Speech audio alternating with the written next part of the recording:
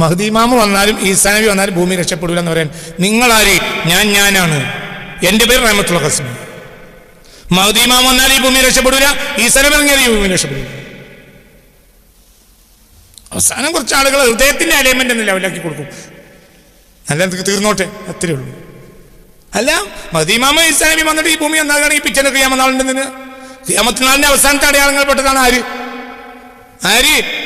Mahdi ഇമാമ് ഈസാ നബി. ഞങ്ങളായി Mahdi ഇമാമ് ഈസാ നബി ഒക്കെ അലൈൻമെന്റ് ക്ലിയർ ആക്കാൻ വരികയാണെങ്കിൽ മഹ്ദി ഇമാമ് വരാനിങ്ങനെ ഏട്ടൻ മഹ്ദി ഇമാമാണ്. അൽഹംദുലില്ലാഹ്, ഇനി നമുക്കൊരു 1000 കൊല്ലം കിട്ടും. എത്ര നമ്മള് ഇത് ഏതാ കൊല്ലം? 2124 എന്ന വർഷം ഈ ഭൂമിയിൽ ഉണ്ടാകാൻ സാധ്യതയില്ല. ഒരിക്കലും സാധ്യതയില്ല. സാധ്യതയില്ല. എൻ്റെ പഠനത്തില്ല. അവരെങ്ങളാരാണ്? ഞാനാണ്. ഒരാഴ്ച അല്ലെങ്കിൽ ഒരു മാസം നോക്കണം. ഞാൻ നോക്കി എഴുതി വെച്ചിട്ടുണ്ട്. ഒരാള് വായുവിൽ നിന്ന് മാത്രം ഒരു ക്രെഡിറ്റ് കാർഡിൻ്റെ അത്ര ഒരു മനുഷ്യൻ പ്ലാസ്റ്റിക്കിൻ്റെ സൂക്ഷ്മ കണകൾ അടുക്കത്തേക്ക് പോകും. മനസ്സിലായില്ല?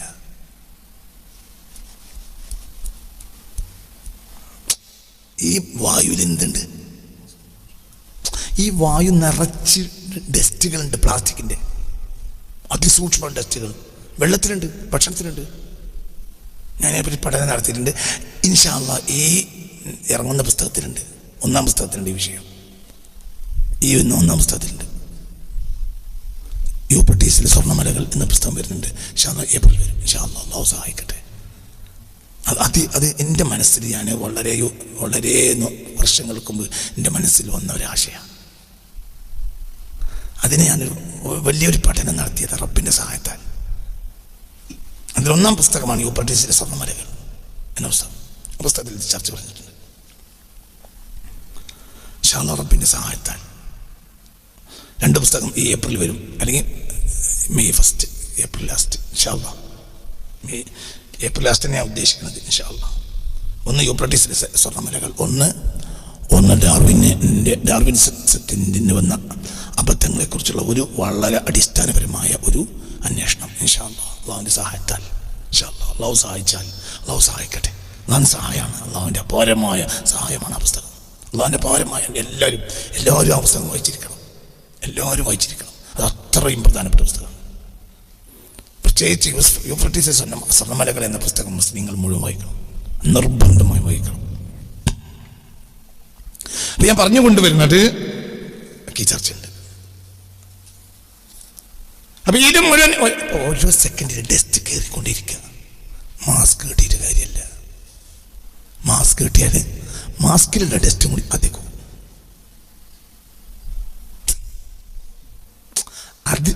അതിസൂക്ഷ്മ കണങ്ങളാണ് എന്തിനുള്ളത്? വായുടെ വെള്ളത്തിലുള്ളത്. ആ പുസ്തകം വായിച്ച് ഞങ്ങൾ കരഞ്ഞു. തീർച്ചയായും രക്ഷപ്പെടാൻ കഴിയില്ല. ഒരിക്കലും രക്ഷപ്പെടാൻ കഴിയില്ല. ഒരിക്കലും കഴിഞ്ഞു. ഈ ഭൂമിക്ക് ഇനി രക്ഷപ്പെടാൻ കഴിയില്ല. കഴിഞ്ഞു. ഈ ഭൂമിക്ക് രക്ഷപ്പെടാൻ കഴിയില്ല.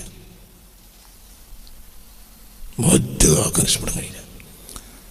മഹ്ദി ഇമാം വന്നാൽ രക്ഷപ്പെടാൻ കഴിയില്ല. ഈസാ നബി ഇറങ്ങിയാൽ രക്ഷപ്പെടാൻ കഴിയില്ല.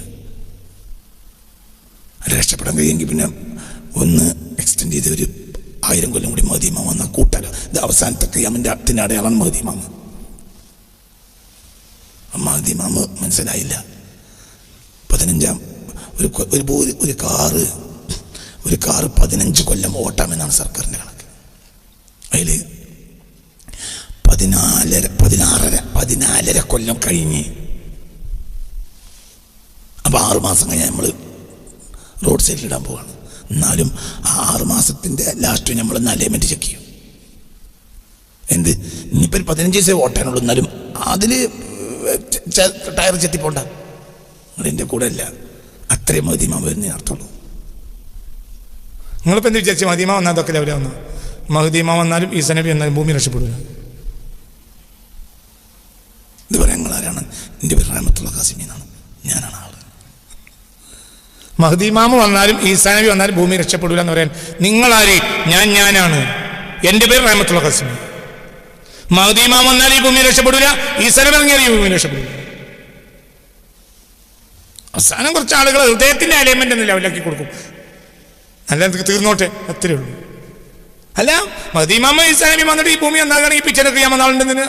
ഖിയാമത്ത് നാളിന്റെ അവസാനത്തെ അടയാളങ്ങൾപ്പെട്ടതാണ് ആര് മദീമാമ ഈസാ നബി. ഞങ്ങളായി മദീമാമ ഈസാ നബി ഒക്കെ അലൈൻമെന്റ് ക്ലിയർ ആക്കാൻ വരികയാണെങ്കിൽ മദീമാമ വരാനിങ്ങനെ ഏട്ടൻ മദീമാമാണോ? അൽഹംദുലില്ലാഹ്, ഇനി നമുക്കൊരു 1000 കൊല്ലം കിട്ടും. എത്ര നമ്മള് ഇത് ഏതാ കൊല്ലം? 2124 എന്ന വർഷം ഈ ഭൂമിയിൽ ഉണ്ടാകാൻ സാധ്യതയില്ല. ഒരിക്കലും സാധ്യതയില്ല. എൻ്റെ പഠനത്തിലില്ല. അവരങ്ങളാരാണ്? ഞാനാണ്. 2124 എന്നൊരു വർഷം ഈ ഭൂമിയിൽ ഉണ്ടാകാൻ സാധ്യതയില്ല. കച്ചവടം നിർത്തുന്നുമുണ്ട്, ബിൽഡിംഗ് ഉണ്ടാക്കാൻ നിർത്തുന്നുമുണ്ട്. പക്ഷെ സാധ്യതയില്ല. ഞാൻ പറഞ്ഞല്ലോ, ഞങ്ങൾ തെങ്ങ് വെച്ചിട്ടുണ്ട്, തെങ്ങിന് മോട്ടർ അടിക്കുന്നുണ്ട്, ഒക്കെ നല്ല പരിപാടിയാണ്. തേങ്ങയൊക്കെ ഉണ്ടാക്കണം നോക്കത്തില്ല. പക്ഷെ 2124 എന്നൊരു വർഷം ഈ ഭൂമിയിൽ ഉണ്ടാകാൻ സാധ്യത കുറവാണ്. പിന്നെ ഇത് നമ്മളെ അറിയാം, പക്ഷെ എന്നാലും നമുക്കറിയാലോ.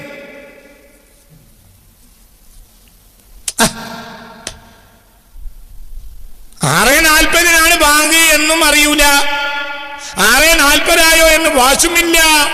പക്ഷെ പുറത്തേക്ക് ഇങ്ങനെ നോക്കിയാൽ അന്തള്ളോന് തിരിയാലോ ബാങ്ക് കൊടുക്കാനായി. ഞാൻ കണ്ടില്ലേ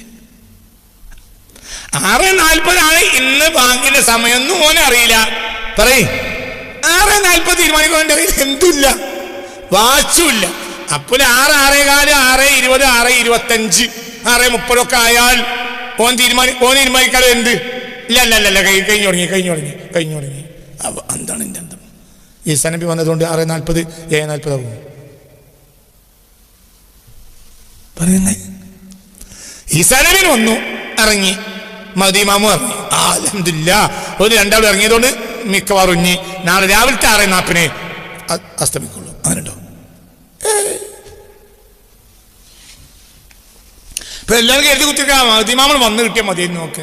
ഒന്നും ശരിയാവില്ല. ഈ ഭൂമിയെ മാറ്റാൻ റബ്ബിനെ തീരുമാനിക്കൂല. ആലമുൽ അസ്ബാബാണ്. നന്നാകേണ്ടവരൊക്കെയുള്ള ആളുകളെ ഹൃദയം അവരൊന്നാക്കും. ലാസ്റ്റ് അലൈൻമെന്റ് ക്ലിയർ ആക്കി കൊടുക്കല്. കുറെ കാലം അലൈൻമെന്റ് തെറ്റി ഓടിയാലും അത്രേ ഉള്ളൂ. ഈ ഭൂമി നന്നാക്കാൻ ഞാൻ കഴിയില്ല.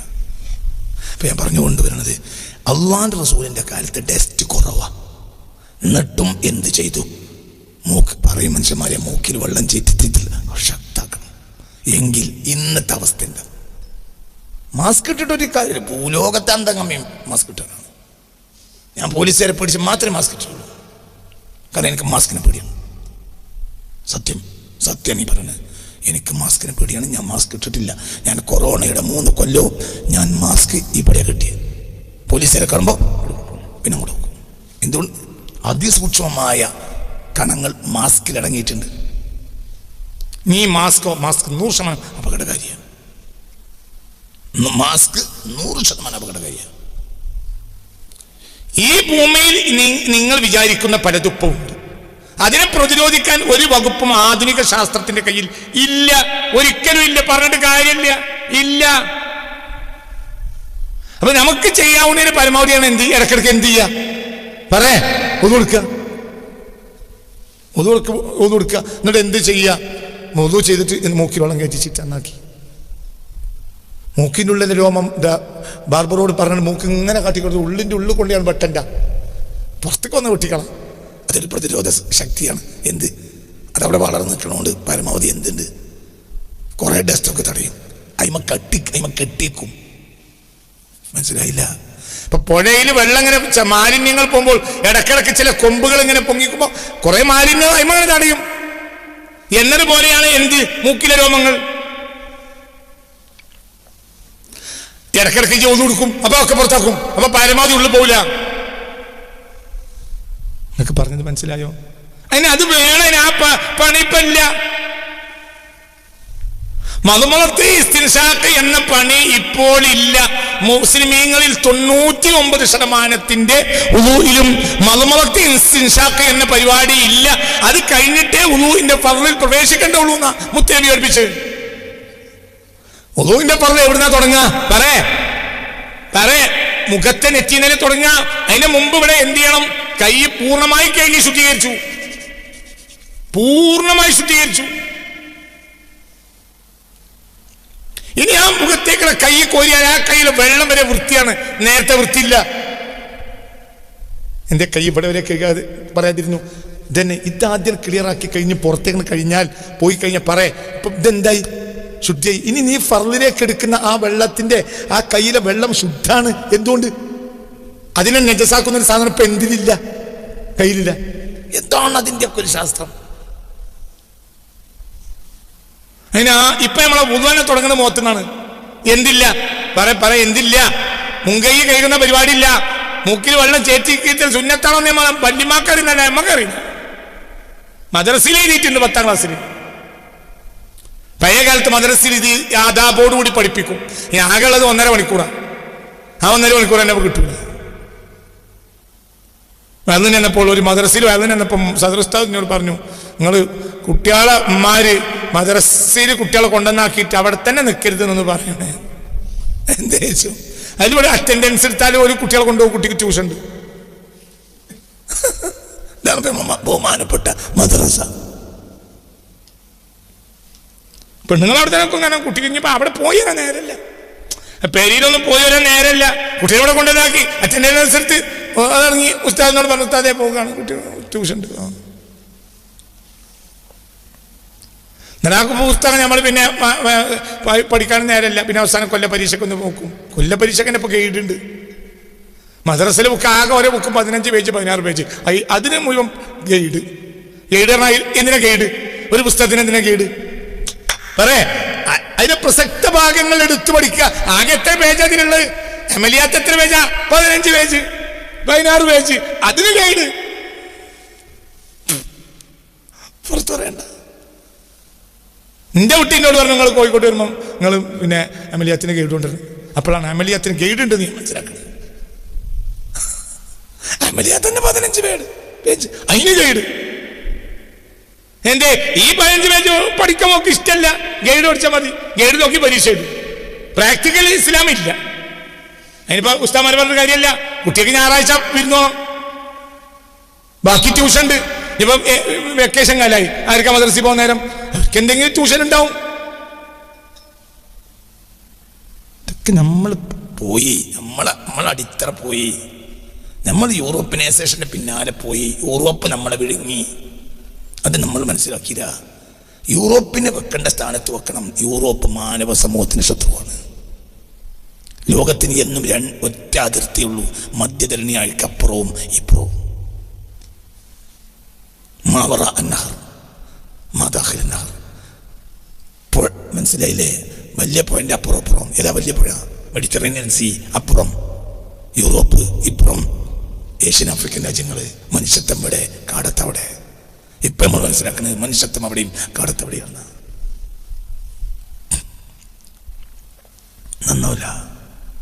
നന്നാവൂല. അത് പറഞ്ഞതാണ്. ഇപ്പം കുറെ മൂല്യമാർ ഇന്ന ട്രോളുള്ള കാരണം. ഈ പൂന ഇസ്ലാമിനെ നശിപ്പിച്ച സമന്വയ വിദ്യാഭ്യാസമാണ്, നശിപ്പിച്ചുകൊണ്ടേയിരിക്കുകയാണ്. എന്തുകൊണ്ട്? അതിൻ്റെ വില സമന്വയ വിദ്യാഭ്യാസം പറ്റുമതിനെ മനസ്സിലാക്കണം. അതാണ് ഏറ്റവും വലിയ മെജോറിറ്റി എന്നാണ് നമ്മൾ മനസ്സിലാക്കുന്നത്. അതിന് ഹൃദയമില്ല. അള്ളാഹിൻ്റെ ഹബീബ് മുഹമ്മദ് മുസ്തഫ തങ്ങൾ ബദറാണെങ്കിലും ഉഹദാണെങ്കിലും യൂറോപ്പിനോടല്ലാതെ നബി യുദ്ധം ചെയ്തിട്ടില്ല. എൻ്റെ കുട്ടിക്കാലത്ത് എനിക്ക് വലിയൊരു വിഷമമുണ്ടായിരുന്നു. എന്തിനാണ് ഈ റഹ്മത്തുൽ ആലമീൻ മക്കയിലെ 4 ആളുകളോട് പാളം വെച്ച് മരിച്ചു പോയത്? എനിക്കത് മനസ്സിലായില്ലല്ലോ.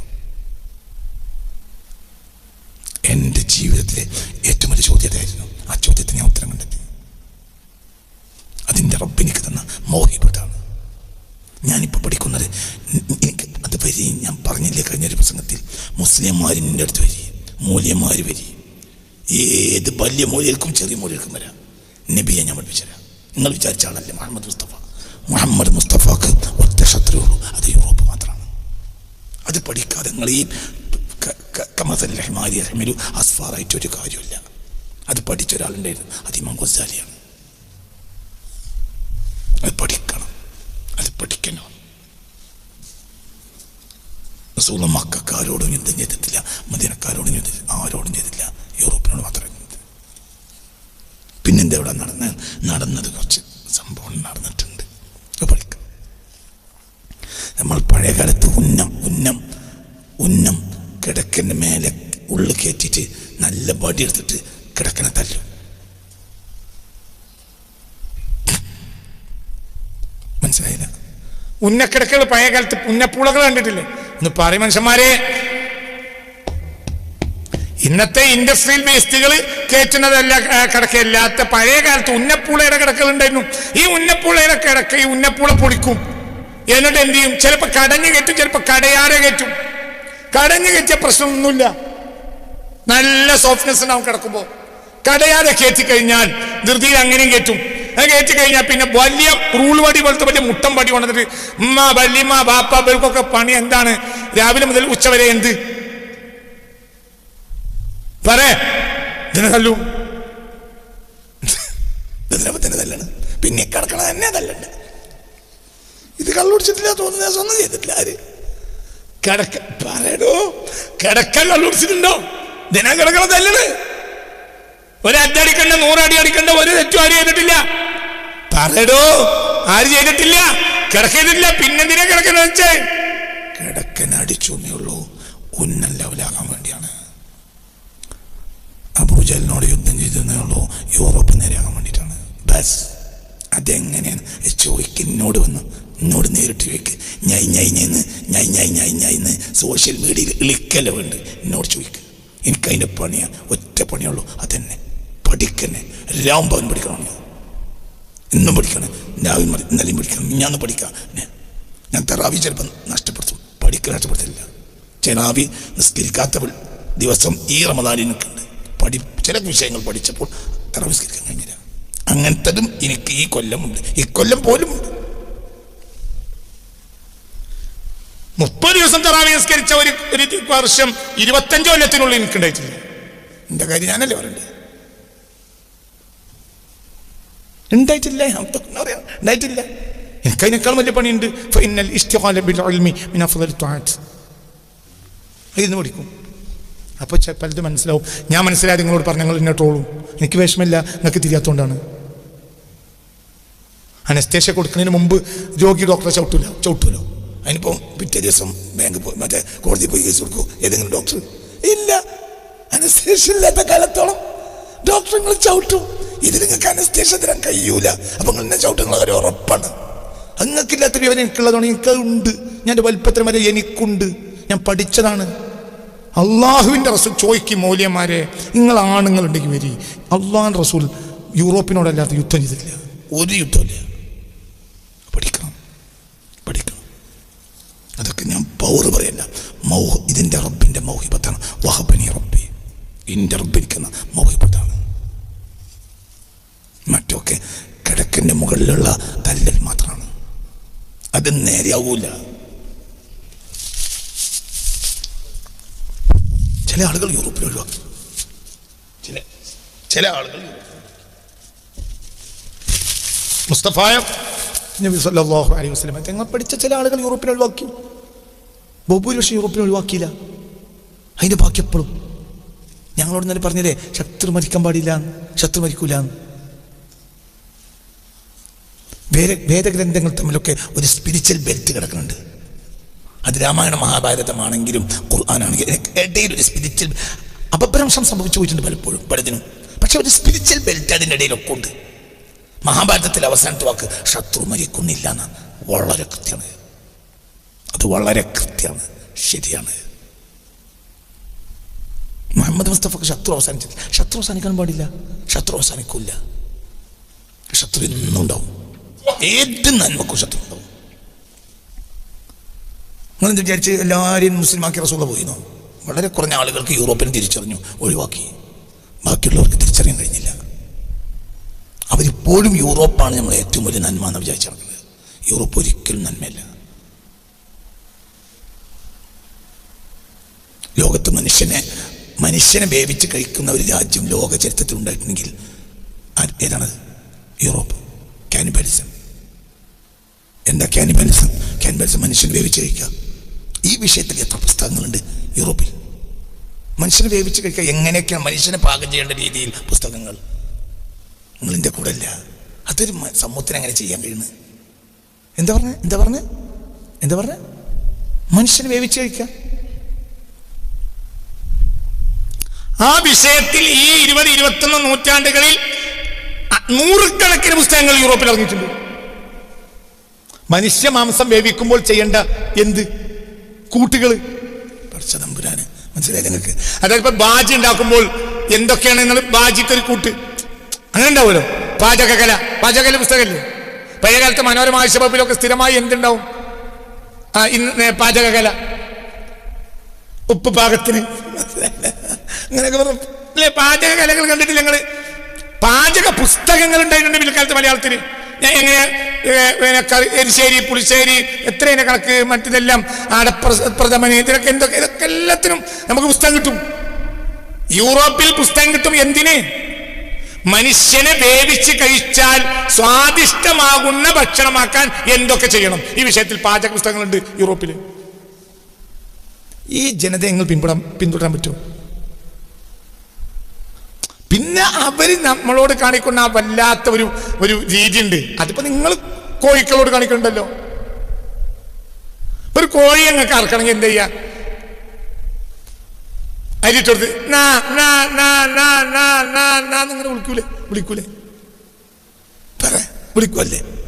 വിളിച്ച് അപ്പൊ കോഴികളെല്ലാം പാഞ്ഞു അരിട്ട് കൊടുത്ത്. അപ്പൊ നിങ്ങൾ എന്തൊക്കെ സ്വഭാവമാണ്. ആ നല്ല സ്വഭാവത്തിലാണ് ഇടയിൽ എന്ത് ചെയ്യും? കോഴിനെ പിടിക്കും. ഇതാണ് യൂറോപ്പിന്റെ എന്തിനും very glad to meet U.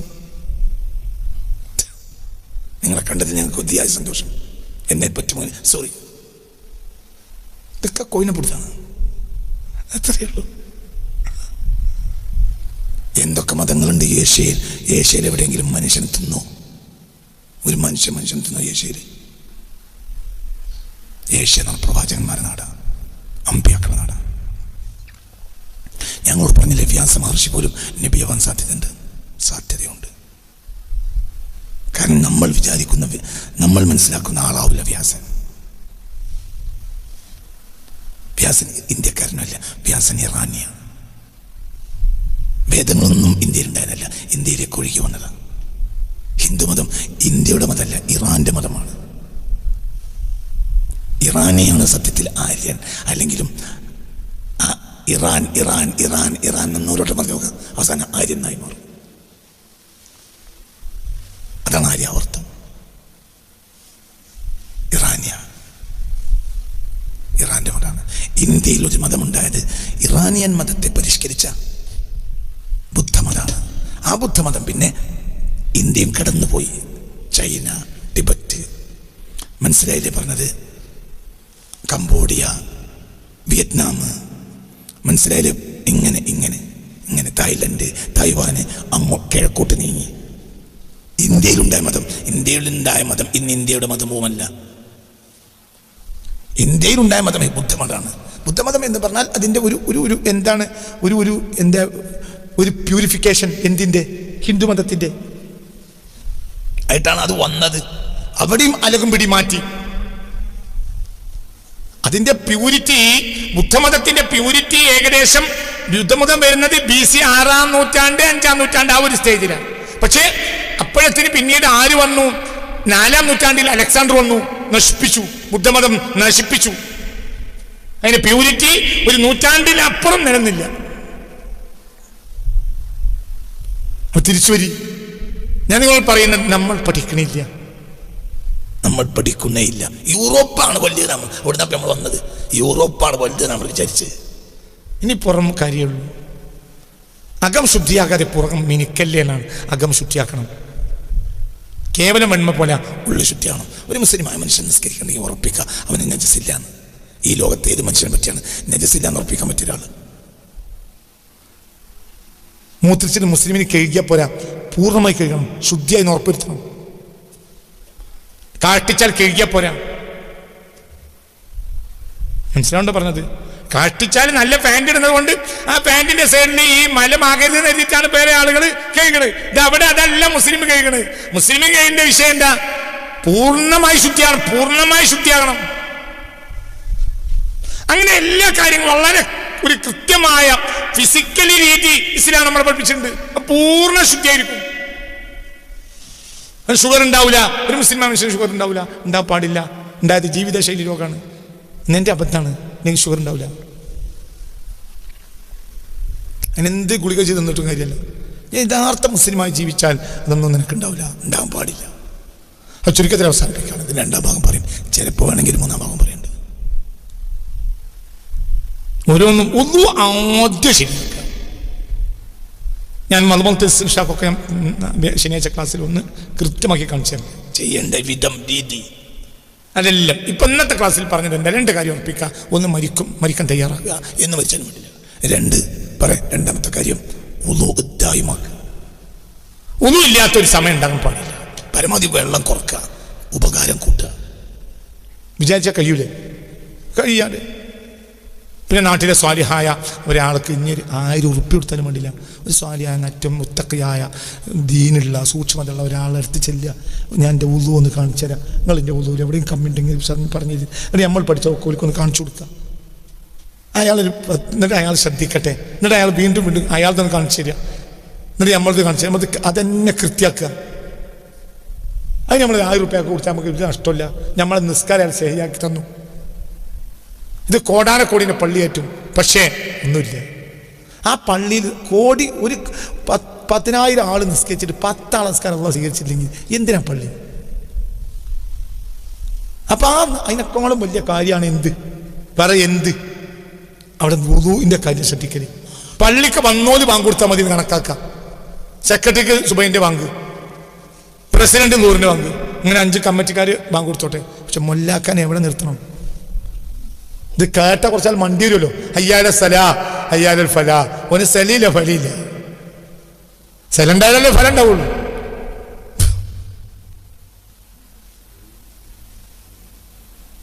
Ayyala Salah അയ്യാലൽ ഫലാ, അയ്യാല സലാഹ. നിസ്കാരിക്കാൻ വരിക, നിസ്കാരം നടക്കണ്ടേ? നിസ്കാരം നടക്കണില്ലല്ലോ. നിസ്കാരം നടക്കണമെങ്കിൽ ഉദു ശരിയാണ്ടേ? അപ്പൊ പൈസ കൊടുക്കേണ്ടത് കമ്മിറ്റിക്കാർ പൈസ കൊടുക്കേണ്ടത് റോഡ് സൈഡിൽ മുഴുവനും ആരെയും അസൂയപ്പെടുത്തുന്ന പള്ളികളാണ് ഇന്ന്. ഇത് ജനങ്ങളെ കാണിക്കാനല്ലേടൂ. അതിനപ്പുറം എന്താണത്? ആ പള്ളി കയറി നിസ്കരിച്ചോണ്ട് നിസ്കാരം ശരിയാക്കിയോ? അത് നമ്മളെ ഉത്തരവാദിത്തല്ലേ? ഇത് ഞാൻ പണ്ടും പറഞ്ഞിട്ടുണ്ട്, പിന്നെയും പറഞ്ഞിട്ടുണ്ട്. ഇത് ഞാൻ മൂന്നാമട്ടാണ് എല്ലാവരും കേൾക്കി പറയുന്നത്. അതിന് മർമ്മാണ്, അതിന് നിർബന്ധം. പഴയ കാലത്ത് നമ്മൾ എന്തിന് മദ്രസയിൽ നിന്ന് നിസ്കരിക്കാൻ വേണ്ടി പള്ളിയിൽ പോകും, ചൂരലും കൊണ്ട് നിൽക്കും സദർസ്ഥത്. ഓർമ്മ ആ കാലമൊക്കെ അടിയാണ്, അടി കിട്ടും. ഇന്നിപ്പോ ഒരു കുട്ടിനെ അടിച്ചാലും മുമ്പ് സുപ്രീം കോടതിക്ക് എത്താം ഉസ്താദിന്. അടിയാണ്. സാവുന്നകരയിൽ നിരത്തി നിർത്തും, ഒന്നും ഏൽപ്പിക്കും. ഇന്ത്യ അങ്ങനത്തെ കാലം കഴിഞ്ഞ് പറയില്ലേ? എത്ര കാലം കഴിഞ്ഞു ഇല്ലേ? അടി കിട്ടിയാലല്ലേ നമ്മളൊക്കെ. എനിക്കടിയിട്ടുണ്ട്. കാരണം ഈ പാഠം ഉസ്താദ് പഠിപ്പിച്ചതാണ്, പിന്നെ പ്രാക്ടീസിന് കൊണ്ടുപോവാണ്. എന്നിട്ട് പിന്നെ നമ്മൾ എന്തായിട്ട് കണക്കാക്കുക? പാഠം പഠിക്കാത്ത ആളായിട്ട് എത്ര വട്ടം പറഞ്ഞ നാടാണോ? നേരിയാണ് കെട്ടി അടിയന്നെ. അന്ന് ആ മദ്രസയിൽ 5ാം ക്ലാസ് പോയാൽ മതി. എന്റെ കുട്ടിക്കാലത്ത് 5ാം ക്ലാസ്സിലുള്ളൂ, 6ാം ക്ലാസ് ഇല്ല. ഇന്നത്തെ 100ാം ക്ലാസ്സിന്റെ മേലെയാണ്. അന്ന് 5ാം ക്ലാസ് മാറ്റി. ഇന്നത്തെ 100ാം ക്ലാസ്സിന്റെ മേലെയാണ് 5ാം ക്ലാസ് മതി. ഇന്ന് ഞാൻ ഇന്നെ പഠിപ്പിച്ച ഉസ്താദന്മാരെ കണ്ടാൽ മൂത്രിക്കും, പേടി. എനിക്ക് എൻ്റെ ജീവിതത്തിൽ കുറഞ്ഞ മനുഷ്യന്മാരെ പേടിയുള്ളത്. ഒന്ന്, എന്നെ മദ്രസ പഠിച്ച ഉസ്താദന്മാരെ പേടിയാണ്, ഇപ്പോഴും പേടിയാണ്. ചിലർ മരിച്ചു, ചിലർ മരിച്ചില്ല. 2, എൻ്റെ വാപ്പ. എൻ്റെ വാപ്പാനെ കബറിങ്ങ് നിൽക്കുമ്പോഴും 2 അടി ബാക്കി നിൽക്കും. കബറിന്ന് എണീറ്റിട്ട് തല്ലുവെന്ന് പേടിയാണ്. സത്യം.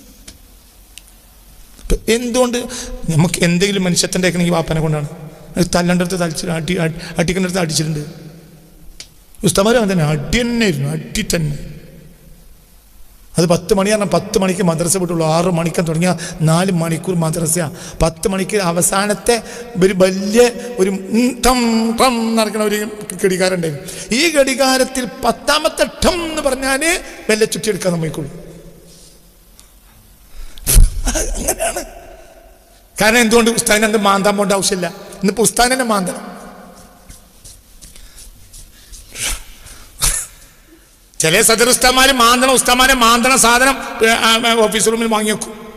അപ്പൊ മുമ്പേക്ക് ഇത് എത്രയും പെട്ടെന്ന് വിട്ടാലേ ഇനിയിപ്പോൾ എന്താണ് അതിൽ വന്നതെന്ന് അറിയണമെങ്കിലും അടുത്ത മാന്തലിന് പായണമെങ്കിലും വേണം ഇത് വിടുക. പണ്ട് ഞങ്ങളെ പഠിപ്പിച്ച കാലത്ത് ഉസ്താദന്മാർക്ക് മാന്തലില്ല. അതുകൊണ്ട് എന്ത്, ആ 10ാമത്തെ ടം കൂടി അടിച്ചാലേ ഒന്ന് 2 കൊല്ലം ഞാൻ സ്കൂൾ ലീഡറാണ്. അസംബ്ലിക്ക് സ്കൂൾ ലീഡർ വന്ന് അസംബ്ലിയിൽ പ്രതിജ്ഞ എഴുതി കൊടുക്കുക, പത്രം വായിക്കുക, അതൊക്കെ എൻ്റെ ഡ്യൂട്ടിയാണ്. അതിന് ഇത് വിട്ട് കിട്ടണ്ടേ പോകണമെങ്കിൽ. അസംബ്ലി കൂടിയിട്ട് ഞാൻ എത്ര സമയമുണ്ട്, ഞാൻ സ്കൂൾ ലീഡറാണ്. അസംബ്ലി എൻ്റെ പകുതി ആകുമ്പോഴാണ് ഞാൻ എത്തുക. മദ്രസ അങ്ങനെ വിടുള്ളൂ, അങ്ങനെ വിടുള്ളൂ. 6 മണി മുതൽ 4 മണിക്കൂർ മറാത്താൻ പഠിപ്പിക്കും. 6ാം ക്ലാസ്സില്ല എൻ്റെ കുട്ടിക്കാലത്ത്. എത്ര? 5. അത് മതി. 50 ക്ലാസ്സിന് മേലെയാണ്. എല്ലാ ദിവസവും മുസാഫിർ തോന്നിക്കും. മേശക്ക് ഇങ്ങനെ ചുറ്റി നിർത്തും. ഈ ബേക്ക് കൂടി വന്നിട്ട് അങ്ങനെ തൊല്ലും, പെറ്റും തല്ലല്ലോ. അപ്പൊ മക്കളെ അങ്ങനെ പഠിക്കും. ആട്ടിയാണ് കിട്ടിയ ഏത് ചെയ്താൽ നന്നാവും. ഓരൊക്കെ അവരാണ് നമ്മളെ സ്നേഹിച്ച്. എന്തുകൊണ്ട്? ഈ കുട്ടി നന്നാകണം. ആ കുട്ടികളൊക്കെ ഉപകരിക്കുകയും ചെയ്തു. ആ കുട്ടികൾക്കൊക്കെ അത്യാവശ്യം മുമിനിങ്ങളായിട്ടാണ് ജീവിക്കുന്നത്. നമുക്ക് മദ്രസ ഉണ്ട്, 12ാം ക്ലാസ് ഉണ്ട്. 12ാം ക്ലാസ്സിന് മിക്കവാറും നമ്മൾ അടുത്ത് 15ാം ക്ലാസ് ഉണ്ടാക്കും. ഒക്കെ ഉണ്ടാവും, എല്ലാം ഉണ്ടാവും. അതിനൊക്കെ നമ്മൾ എന്തുണ്ടാവും? മദ്രസ ഉണ്ടാവും, തേങ്ങാപ്പൂളും ബിസ്ക്കറ്റും കൊടുക്കലും ഒക്കെ ഉണ്ടാവും. എന്തുണ്ടാവില്ല? ദീനുണ്ടാവില്ല, ദീനുണ്ടാവും. ഞാൻ പറഞ്ഞില്ലേ, ദ്വയും കോയും. ദ്വയ അള്ളാഹ് സ്വീകരിച്ചില്ലെങ്കിലും കോയ നമ്മൾ സ്വീകരിക്കും. ദ്വയ സമ്മേളനം, ദ്വയ സമ്മേളനത്തിൽ അള്ളാഹ് സ്വീകരിച്ചില്ലെങ്കിലും ദ്വയ കഴിഞ്ഞാൽ കോയ നമ്മൾ സ്വീകരിക്കും. കുഴക്കണം, കുഴക്കുക,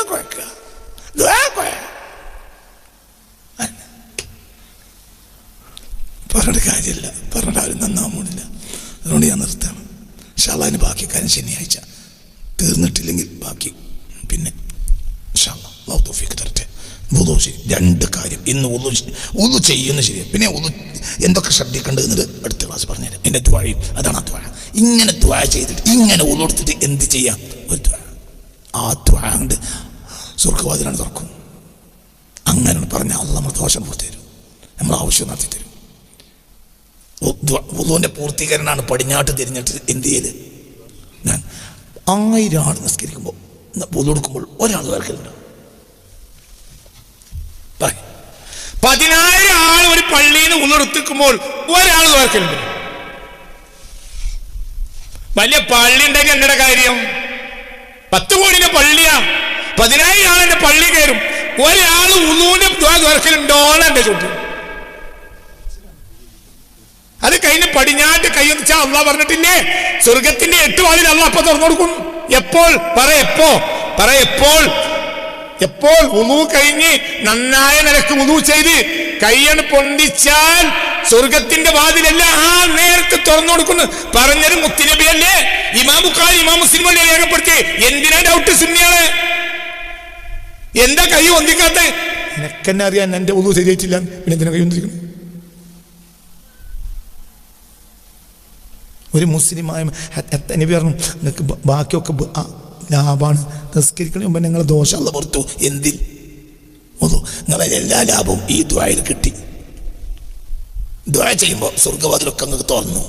അതിന്റെ പരിമളം നിങ്ങളെ കൽബിലേക്ക് ആസ്വദിച്ചു. അങ്ങനെ നിങ്ങൾക്ക് പഴയ കാലത്തിൽ ഇരുന്ന് കൊടുക്കലുണ്ട്.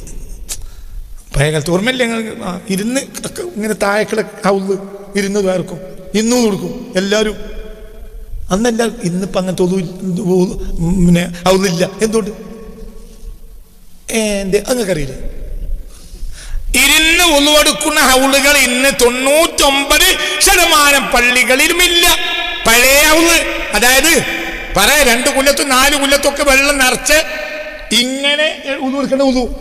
കുമ്പിട്ട് ഇരുന്ന് കൊടുക്കണം. അങ്ങനത്തെ ഹൗല് ഇപ്പൊ നാട്ടിലില്ല. എന്തുകൊണ്ട്?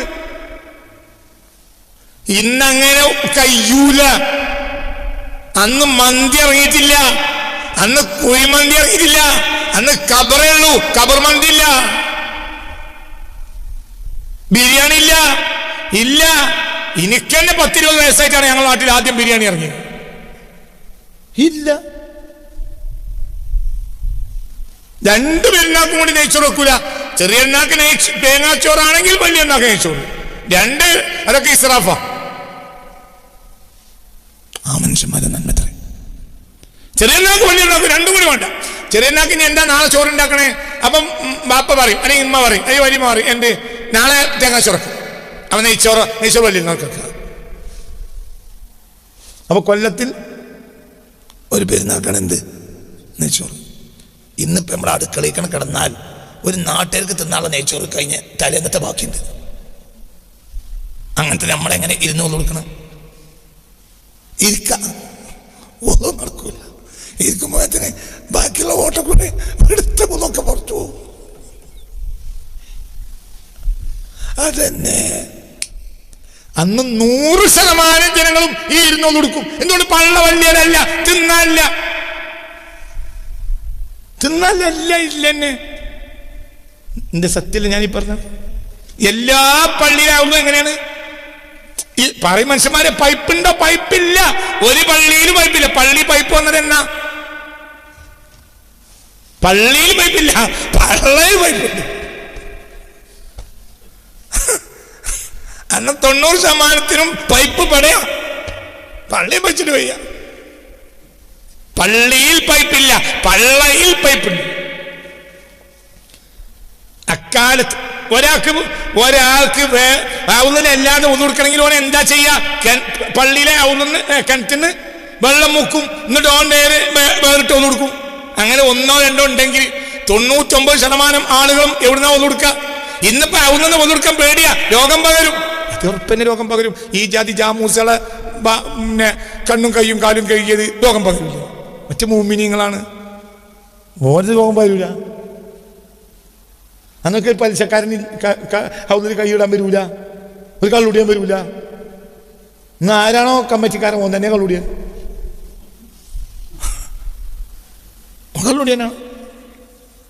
കള്ളുടിയാനാണ് കമ്മറ്റിക്കാരനാണ്. പിന്നെ എന്ത് മൂപ്പരോട് ഇങ്ങനെ കള്ള് കുടിച്ചാലും ഒരു കാര്യം പറഞ്ഞാൽ മൂപ്പര് നടത്തി തരും. അത്രയല്ലേ ഇപ്പം ആവശ്യമുള്ളൂ. 25 നമുക്ക് സമൂഹം നോമ്പ് ഉണ്ടാക്കണ്ടേ? ആ കുഴപ്പമില്ല. നിങ്ങൾ എന്താണ് ആളുകളെ നിർബന്ധിച്ചു ഓൻ തന്നെ പറയും. ആളുകളെ നിർബന്ധിച്ചൊന്നും വാങ്ങണ്ട, ആ കിട്ടണ കിട്ടിയാൽ മതി, ബാക്കി നമുക്ക് ഉണ്ടാക്കാം. 9 കള്ളുടിച്ചു, അത് നമുക്ക് പ്രശ്നമല്ല. എന്ത് കള്ളുടിയാനാണെങ്കിലും ഓനെ പറ്റി നമ്മൾ പറയുമ്പോൾ എന്താ പറയാ? പള്ളിക്കര മൂല്യരോട് തന്നെ ചോദിച്ചാൽ പറയാം. ബാക്കിയൊക്കെ ഇപ്പം അള്ളാഹിന്റെ അടുത്തല്ലേ. ആ എന്ത് പറഞ്ഞാലും മൂപ്പര് ഭയങ്കര അനുസരണ.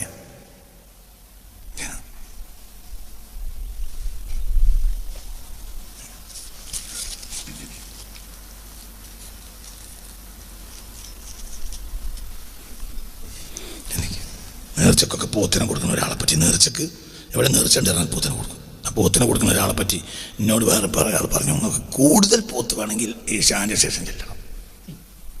1-2 പോത്തൊക്കെ മുമ്പ് പകൽ കൊടുക്കുള്ളൂ. കൂടുതൽ പോത്ത് മുമ്പ് രാത്രി ഈശാന്റെ ശേഷമാണ്. ഈശ നിസ്കാരം കഴിഞ്ഞ് പിന്നെ കൊടുക്കാറ്.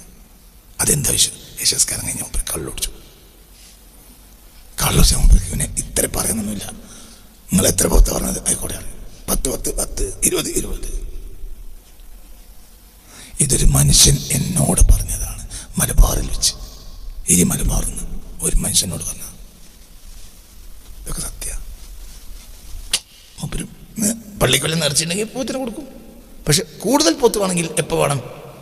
നിങ്ങൾ ഈശാ നിസ്കരിച്ച് മുമ്പ് പോയി കാണും. എൻ്റെ ഈശാ നിസ്കാരം കഴിഞ്ഞ മുമ്പ് കള്ളുടിച്ചാൽ പിന്നെ എത്ര കൊടുക്കാന്നൊന്നുമില്ല, എന്ത് കൊടുക്കും? പകലൊക്കെ കൊടുക്കണതിൻ്റെ പിടുത്തുണ്ടാവും, രാത്രി ഒറ്റ പിടുത്തുണ്ടാവില്ല. ഇതൊക്കെ ഇവിടെ നടക്കുന്ന കാര്യമാണ്. ഇതൊക്കെ ഒറ്റക്കുച്ചനെ ആര് ചോദിച്ചു എന്ത് പറഞ്ഞു? ഒക്കെ പറഞ്ഞു തരാം. ഒറ്റക്ക് ചോദിക്കണം, ഒക്കെ കൃത്യമാണ്. അപ്പം ഇതല്ല ഇങ്ങനത്തെ മനുഷ്യന്മാരെ ബഖിയത്ത് അവള് കഴിക്കണ കാലത്ത് അവള് പൈപ്പിലേക്ക് മാറി. നന്നായി. എൻ്റെ കുട്ടിക്കടുത്ത് പൈപ്പില്ല. മൂത്തയടുത്ത പള്ളിയിൽ മുല്ലാക്ക കമ്മുക്കാക്ക ഞങ്ങൾ മുല്ലാക്ക നല്ല മനുഷ്യനായിരുന്നു. അള്ളാഹുക്കൊക്കെ പുറത്തു കൊടുക്കട്ടെ. നല്ല മനുഷ്യനല്ല, നല്ല മനുഷ്യനായിരുന്നു. നീണ്ടു നിർന്നൊരു മനുഷ്യനായിരുന്നു.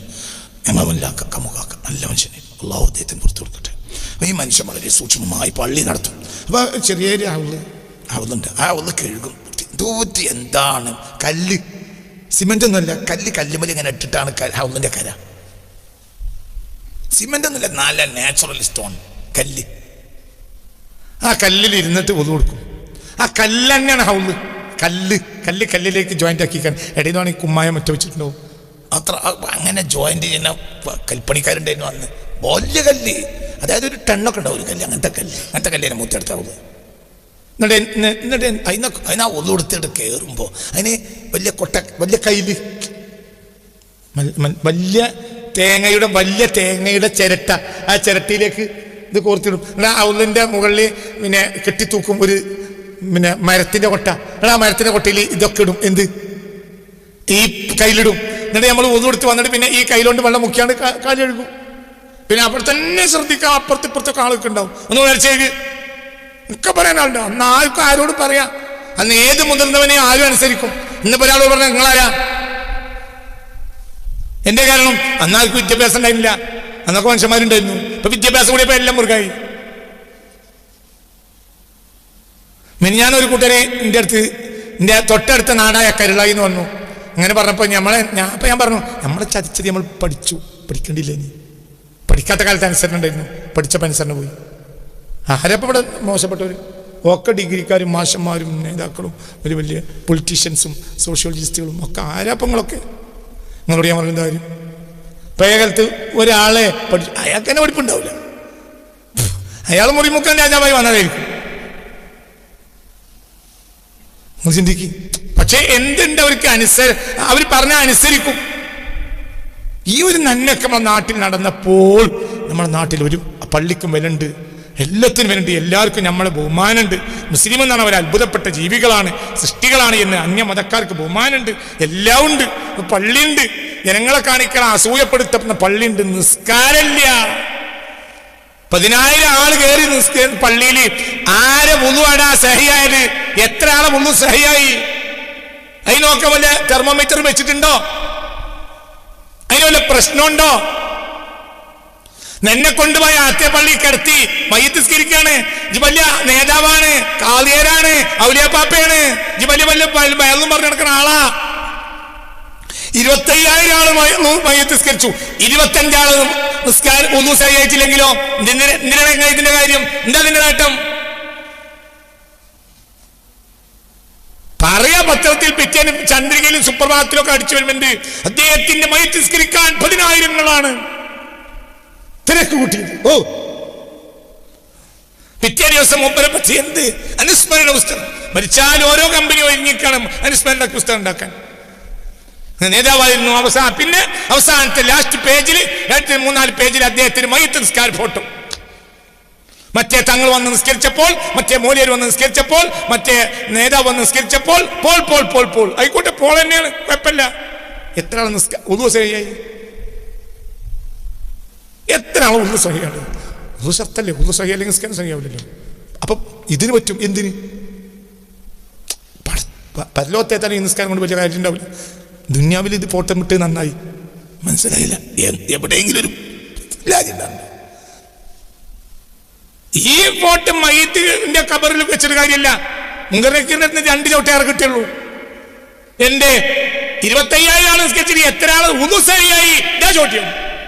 ഇതെന്താ അങ്ങനെ ചോദിക്കണം? നിന്റെ പള്ളിയില്, ഏത് പള്ളിക്കാരനാണെങ്കിലും നിന്റെ മഹല്ലില്, നിന്റെ പള്ളിയില് നാളെ വെള്ളിയാഴ്ച ഈ 10 മണിക്കാവുന്ന കയ്യിൽ നിൽക്ക്. നിനക്ക് ഉദു ബോധമുണ്ടെങ്കിൽ, അല്ലെങ്കിൽ മോനിയെ നിർത്ത്. എന്നിട്ട് നോക്ക്, അവിടെ 1000 ആള് പള്ളി കയറുണ്ടെങ്കിൽ എത്ര ആള് ഉദു സഹിയുണ്ട്? എത്ര ആള്?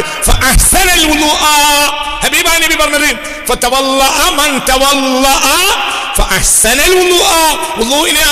അള്ളാഹു റസൂൽ എങ്ങനെയാണോ പഠിപ്പിച്ചത് അങ്ങനെ ചെയ്യാ. ആദാബായിട്ട് അല്ലേ പറയേ? ഇല്ലെങ്കിൽ റസൂലുള്ളാഹിക്ക് എന്തിനാ ഈ വാക്ക് ഇവിടെ കേറ്റേ? മൻ തവല്ലഅ, പിന്നെ പിന്നെ അവന് നിസ്കാരം ലാഭ. കാരണം ഊത് കഴിയുമ്പോഴത്തേന് എന്ത് കഴിഞ്ഞു? നിസ്കാരം നഷ്ട. കാരണം ഊത് സ്വീകരിച്ചിട്ടില്ല, അതുകൊണ്ട് നിസ്കാരം സ്വീകരിക്കില്ല. അല്ലാഹു തആല കാത്തുരക്ഷിക്കട്ടെ.